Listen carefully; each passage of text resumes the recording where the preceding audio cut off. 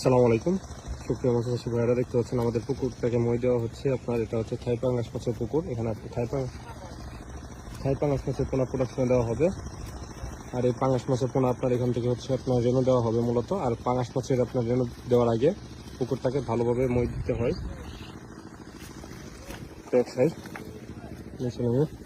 সুন্দর। এবং পুকুরে আপনার কিনারা যে আছে, এই কিনার সব কিছু পরিষ্কার করে রাখা হচ্ছে মূলত। পুকুরের কিনার দেখতে পাচ্ছেন, পাতা ময়লা আবর্জনা সব কিছু পরিষ্কার করে তারপর হচ্ছে আপনার থাই পাঙ্গাস মাছের এই যে দেখতে পাচ্ছেন যে এগুলো একটু প্রোভাইড করা হচ্ছে।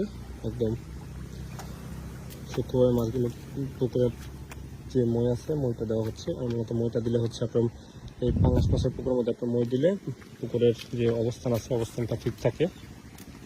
এটা রেণু পড়াশোনার ক্ষেত্রে আপনার মই দিতে হবে মাস্ট বি। এতে হচ্ছে পুকুরে যে গ্যাস আছে গ্যাসগুলো একদম উঠে পড়ে মই দিলে। দেখতে পাচ্ছেন গ্যাসগুলো উঠে যাচ্ছে। আর গ্যাস থাকলে আপনার পুকুরের মধ্যে প্রোডাকশন আসে না মূলত। দেখতেছেন খুবই সুন্দরভাবে পুকুর একদম স্বচ্ছ নতুন পুকুর এখানে প্রোডাকশন দেওয়া হবে। এখানে আমরা প্রায় 10 কেজির মতো রেণু প্রোডাকশন রাখবো এবং আশা করি যে এখানে মিনিমাম 5 থেকে 10 লাখের মতো প্রোডাকশন আসবে।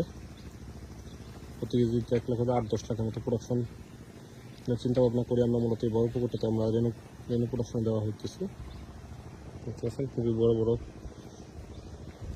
এবং আপনি যদি পাঙ্গাস মাছের পুরো রেণু প্রোডাকশন করতে চান সেক্ষেত্রে এভাবে পুকুরে মই দিয়ে রাখবেন। মই দিয়ে পুকুরটাকে ভালোভাবে বা যে কোনো ধরনের রেণু প্রোডাকশনের ক্ষেত্রে পুকুরটাকে ভালোভাবে মই দেবেন।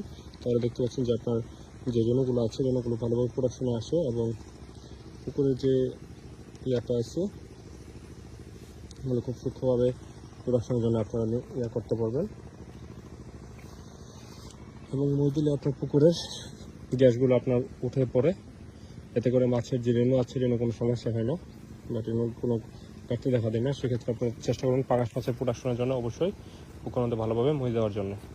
আর ভিডিওটি ভালো লাগলে অবশ্যই ফেসবুক পেজটিকে ফলো দিয়ে রাখবেন নতুন নতুন ভিডিও পাওয়ার জন্য।